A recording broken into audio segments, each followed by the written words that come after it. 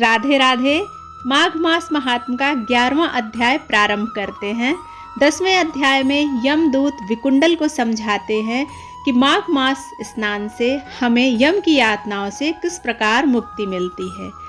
यमदूत कहने लगे कि हे वैश्य, मनुष्य को सदैव शालिग्राम की शिला में तथा गोमती चक्र में भगवान वासुदेव का पूजन करना चाहिए, क्योंकि सब पापों का नाश करने वाले, सब पुण्यों को देने वाले तथा मुक्ति प्रदान करने वाले भगवान विष्णु का इसमें निवास होता है।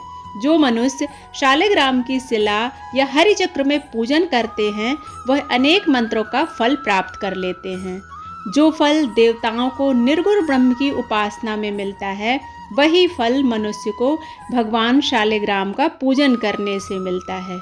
उन्हें यमलोक का मुंह नहीं देखना पड़ता। भगवान को लक्ष्मी जी के पास अथवा वैकुंठ में इतना आनंद नहीं आता जितना शालिग्राम की शिला या चक्र में निवास करने में आता है। स्वर्ण कमल युक्त करोड़ों शिवलिंग के पूजन से इतना फल प्राप्त नहीं होता जितना एक दिन शालिग्राम के पूजन से मिलता है। भक्ति पूर्वक शालिग्राम का पूजन करने से विष्णु लोक में वास करके मनुष्य चक्रवर्ती होता है। काम, क्रोध, लोभ, मोह, अहंकार से युक्त होकर भी मनुष्य शालिग्राम का पूजन करने से वैकुंठ में प्रवेश करता है। जो सदैव शालिग्राम का पूजन करते हैं वह प्रलय काल तक स्वर्ग में वास करते हैं।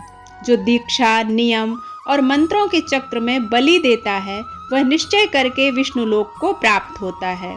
जो शालिग्राम के जल से अपने शरीर का अभिषेक करता है वह मानो संपूर्ण तीर्थों में स्नान करता है। गंगा, रेवा, गोदावरी सबका जल शालिग्राम में वास करता है। जो मनुष्य शालिग्राम की शिला के सन्मुख अपने पिता का श्राद्ध करता है उसके पितर कई कल्प तक स्वर्ग में वास करते हैं। जो लोग नित्य शालिग्राम की शिला का जल पीते हैं उनके हजारों बार पंचगव्य पीने से क्या प्रयोजन। यदि शालिग्राम शिला का जल पिया जाए तो सहस्त्रों तीर्थ करने से क्या लाभ। जहाँ पर शालिग्राम है वह स्थान तीर्थ स्थान के समान ही है। वहाँ पर किए गए संपूर्ण दान, होम करोड़ों गुना फल को प्रदान करते हैं। जो एक बूंद भी शालिग्राम का जल पीता है वह माता के स्तनों का दुग्ध पान नहीं करता, अर्थात गर्भाशय में नहीं आना पड़ता। शालिग्राम शिला में जो कीड़े मकोड़े एक कोस के अंतर पर मरते हैं वह भी वैकुंठ को प्राप्त होते हैं। जो फल वन में तप करने से प्राप्त होता है वही फल भगवान को सदैव स्मरण करने से प्राप्त होता है। मोहवश अनेक प्रकार के घोर पाप करने वाला मनुष्य भी भगवान को प्रणाम करने से नरक में नहीं जाता।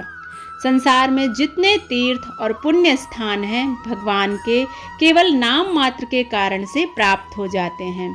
इस प्रकार से यमदूत विकुंडल को समझाते हैं। इस प्रकार 11वां अध्याय समाप्त होता है। अगर आपको यह वीडियो पसंद आता है तो प्लीज़ इसे लाइक करें और चैनल को सब्सक्राइब करना बिल्कुल ना भूलें। मिलते हैं 12वें अध्याय में। तब तक के लिए राधे राधे।